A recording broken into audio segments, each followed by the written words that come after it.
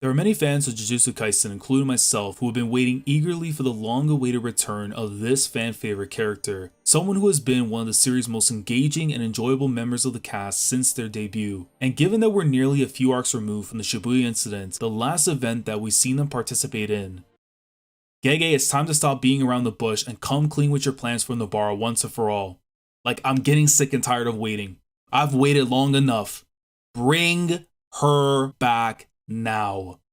Thank you, my goat. Her chair has yet to vanish and the seats around her are still occupied by those who took it upon themselves to make them feel at home. With a ton of catching up to do, both personally and professionally as a Jujutsu sorcerer, the Culling game is without a doubt the perfect setting to bring Nobara back to the fold. And if done so at this point in time, this could be one of the best moments in the entire series. So let's talk about the long-awaited return of Nobara Kugisaki and why I expect her to come back very soon during the Culling game. Let's go.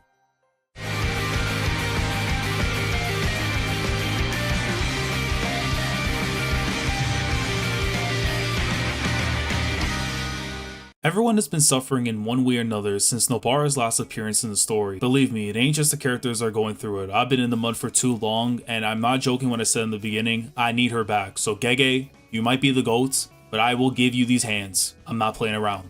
Okay, I sort of am, but just do me a solid, please. During her fight with Mahito, Gege had teased the possibility that Nobara had met her end at the hands of the cursed spirit, but because of the unknown circumstances surrounding her, Nobara's fate is still up in the air. Now, while I can't understand why Gege has gone down this route, for petty reasons or not, there feels like a hole has been created with Nobara not being in the story. Sure has seen the likes of Maki ascend up the ranks, becoming the most prominent female character in the series with her performances after Shibuya and during the Culling game. Even seeing someone like Miwa start to forge her own path, and with her now being in this arc, she's due to add to her reputation as a Jujutsu sorcerer. Mei is looking to become a potential problem in the long run with her allegiance called into question after Shibuya, and look, if no one's going to check on Shoko's well-being, I'm going to be the one that does so, alright? Yet before we were praising Maki for standing out and the others' involvement growing in time, Nobara was the one we recognize as the best female character in the story, both in her role and her portrayal through Gege's writing. The effect of Nobara's disappearance has been felt throughout the cast, most notably in the actions of Yuji Itadori and even at times with Megumi Fushiguro. I've been on record many times saying that these three together are my favorite trio in anime and manga currently of this generation. They could go down as an all-time favorite when the story ends. What they all mean to one another and their presence by the side of each other has kept them afloat to this very day. To only have 1/3 of them gone for this long has seen its toll be felt, and the longer that Gege takes to reintroduce her, the more wear it will have on Yuji and Megumi as the Culling game continues. Considering how massive this arc is in scale in comparison to Shibuya, there is plenty of time to bring Nobara back into the story, though it does bring up some questions. How does she come back? Where will she make her return? What were the repercussions of her injuries she sustained against Mahito? And will she be able to catch up to her comrades as fellow Jujutsu sorcerers in the time that she's been away? For starters, with where I see Nobara returning, it will be of course during the Culling game, and the likely colony that I can envision her being at would be Morioka, which is in the Iwate prefecture of Japan. As we are aware with regards to where Nobara was raised, she lived in a village in the north of Japan. It was said that she arrived in Tokyo by train coming in from Morioka, which could mean that her village is somewhere within or around Morioka. And given that Morioka is below Hokkaido and Aomori, as well as being above Sendai, that would only leave the Morioka colony as the only option for where Nobara's village is located at. Now, why would I presume that Nobara is back at her village, which could possibly be in Morioka? Given the duration of time we've last seen Nobara, which is between October 31st to November 12th, there is a chance that she had went back home instead of remaining at Jujutsu High to not only recover from her injuries, but to be under the care of her grandmother. For those of you who may not know, it has been hinted at in the Jujutsu Kaisen databook that Nobara's grandmother has some kind of connection to Jujutsu sorcery, as she was responsible for Nobara getting enrolled in Tokyo despite them having a fight over it. This could lead to us learning more about Nobara's family life and her connection to sorcery as a whole. We even know that Nobara's curse technique and use of straw dolls was actually gained from her grandmother. And should Nobara be back in her village, depending on the parameters of the veil that covers the colony of Morioka, Nobara could be taking part in the Culling game at this very moment, which is why it could help explain why we haven't heard from her since after the events of Shibuya. It was stated that communication was needed to be established as one of the first rules installed after acquiring 100 points, and given that we have seen from Momo to Hakari that they must hold off on doing so for the time being, any way to communicate with the rest of the group are on hold until they're required to activate the new rules. So taking that into account, The likely situation that can come from this is whenever we switch perspectives in the story, whether it comes off what's going on with Maki or the next colony, this is the grand opportunity to bring Nobara back into the fold, by going away from the cast that we've been with since the game started to check in on the others who've yet to appear in it. Now when we do see Nobara again, what condition will she be in, and will she have recovered from her injuries to be able to compete in the Culling game? I've come to grips that when we do see Nobara, she will be sporting an eye patch after losing her left eye to Mahito's transfiguration curse technique. That's something that would be nearly impossible to recover from even with the aid of reverse curse technique, unless we were to learn later on that some users are capable of restoring body parts and even an eye itself. And the only person I can envision being able to do something like that would either be Shoko or Nobara's grandmother, should she be a veteran in Jujutsu sorcery. In terms of the damage sustained in the fight and the time gap between her last appearance to the present day, I would say that Nobara should at least be mostly recovered from her injuries. We know that she had a chance to survive going by what Arata told Yuji when he and Todo arrived to intervene in the fight with Mahito, and I just don't see Gege running off Nobara after learning that she could still live, only to say down the line that she passed on behind the scenes. The fact that it's taken over 80 plus chapters since her last involvement in the manga to update her condition, there has to be a reason for Nobara to be away for that long. One option that comes into mind may involve Nobara's grandmother wanting to prevent her granddaughter from being taken into custody by Jujutsu headquarters after Shibuya. When we saw how they were planning on going after Yuji by any means because of his status as Sukuna's host, even using Gojo's first disciple in Yuta Okotsu to go after him, who's to say that they wouldn't consider using Yuji's friends as bait if they were able to apprehend them as bargaining chips? And given how Megumi prevented himself from telling Yuji what happened to Nobara after Shibuya, it could be because her grandmother made them swear that they wouldn't reveal her location to protect the both of them from harm. Yet when Nobara does come back into the story and we do see her in Morioka defending her village or simply partaking in the Culling game, at some point she will have to reunite with her friends. The question is, will she be able to do so naturally by leaving the colony to meet them, or will Yuji and Megumi have to prove to Granny Kugisaki that they can watch over her? In all honesty, I hope the latter doesn't happen. We saw Nobara put in the work against Mahito, and had it not been for the uniqueness of Mahito's curse technique, she may have been able to win against them. And her previous encounters, the most prominent of which was against Esso and Ketsuzu with Yuji, showed us that Nobara can handle herself in a fight against a deadly foe. On the other side, I can understand why it could happen, because knowing that her granddaughter nearly died in battle, Granny Kugisaki wants to avoid a second date with death for Nobara. Having Yuji and Megumi partake in a mission with Nobara to show that not only they can assure Nobara will be fine with them and can handle herself to Granny Kugisaki could be the best solution we can ask for. This could be used as a callback in a way to their first mission that went AWOL when Yuji died and Nobara was out of commission. This time around, they could succeed in accomplishing whatever task is at hand to prove that Nobara is capable of fighting in the Culling game without her grandmother being worried for her safety, whilst also reuniting the trio for the first time since before the start of the Shibuya incident. The other option that I have would be a proper homage to a moment during the Kyoto Goodwill event that would feel like a genuine reunion for the trio, but more importantly for Yuji and Nobara. If you remember when Yuji and Gojo came up with this idea to have Yuji pop out of a box to announce himself being alive to his friends and the reaction that he got from Megumi and Nobara, if we were to have Gege repeat history by having Nobara surprise her friends with a gift to announce her return by their side, that would get an insane pop out of not just me, but the fanbase as a whole. It's been something I've harped on about in previous JJK reaction videos and on Twitter whenever chapter 32 gets brought up, and if the moment were to happen with Nobara popping out of a box to surprise Yuji,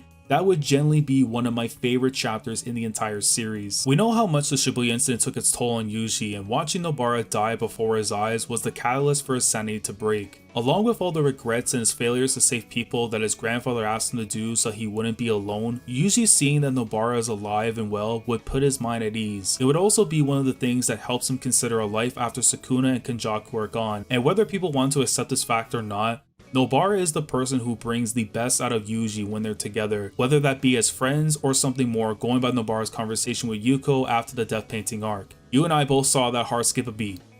Make the dream come true, Gege. You know you want to. For either of those scenarios to happen, we would need to establish a way of communication between colonies, as well as being able to enter and leave them when possible, as the most important components of Yuji and Megumi's plans are to free those who are trapped in the Culling game, along with saving Megumi's sister Sumiki from certain danger. The matter of how we learn about Nobara's location in Morioka will have to take some forcing from Yuji to get it out of Megumi, as he's been concerned for her well-being since what went down in Shibuya. Now that they have what they need to see their plans through, Megumi could then reveal her whereabouts to Yuji before deciding assigned to pay her a visit. With how much time this arc has and the amount of colonies that are still to be visited before Kenjaku delves further into his schemes, a scenario that sees Nobara reuniting with Yuji and Megumi could be on the cards in this arc. And what I do wonder is how Nobara will fare in general, as it's been some time since she's last fought in battle. Yuji and Megumi have grown since Shibuya, both as combatants and as people during their own struggles. In the case for Nobara, it will be a matter of what can she offer now that wasn't present in her skill set as a Jujutsu sorcerer upon her last appearance. As we saw during her tag team match with Yuji against Ketchizu and Eso, Nobara was able to use Black Flash, a phenomenon in Jujutsu which amplifies the user's physical strike when curse energy is applied to it within 1/millionth of a second. Because of this, Nobara's curse energy has increased considerably. Since tapping into the core for curse energy, Nobara has tried to recreate that feeling in order to reach her full potential. So with that taken into account, it might be safe to say that just like Yuji, we could see Nobara utilize Black Flash on her own when in the heat of battle. Which then goes into why I could see Nobara having possession of a domain expansion, as I've always felt that despite how special this technique is and not everybody needing to have it, the main trio for me should be able to have their own at some point. We already know with Megumi's with Chimera Shadow Garden, usually doesn't have one currently, although the whole memory manipulation thing is still up for debate depending on you believing what Gege said in an interview, and that would leave Nobara to have one of her own. How it works is something I'd rather not conjure up ideas for at the moment, as I'd like to see Gege hit me with the element of surprise.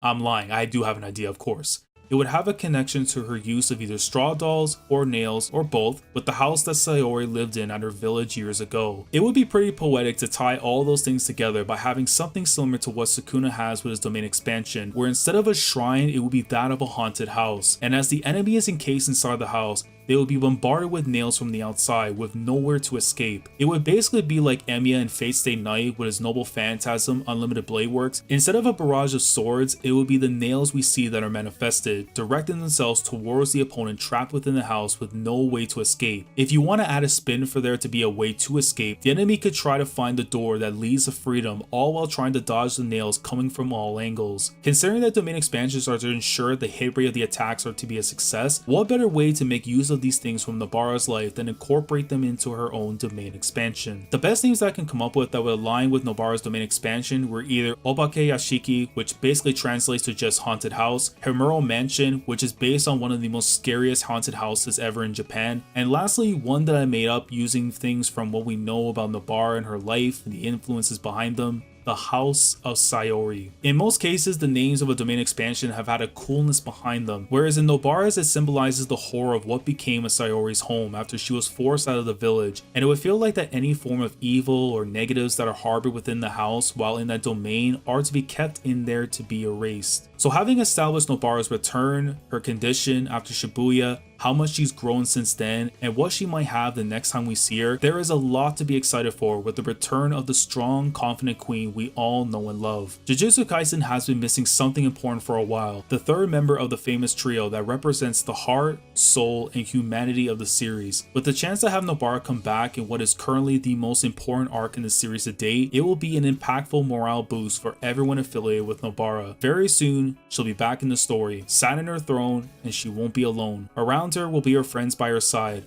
sitting in the chairs that now occupy a place in her life, just as it was written by Akutami Gege. Let me know down in the comments, how do you see Nobara returning in the story of Jujutsu Kaisen? Do you see her returning during the Culling game, and what exactly we should be expecting from her return to the story? Let me know down in the comments below. If there's any clarification or input from this video that you want to add down in the comments below, please feel free to do so. Like the video if you enjoyed, subscribe to the channel because you're new here. If you want to be part of my weekly experience when it comes to my coverage of Jujutsu Kaisen week in and week out, subscribe if you haven't already, click on the bell Shandor to stay up to date with everything that goes on the channel. And with that being said, I will catch you guys in the next video. Commodore Lad signing off. Thank you so much for watching, and as always, take care.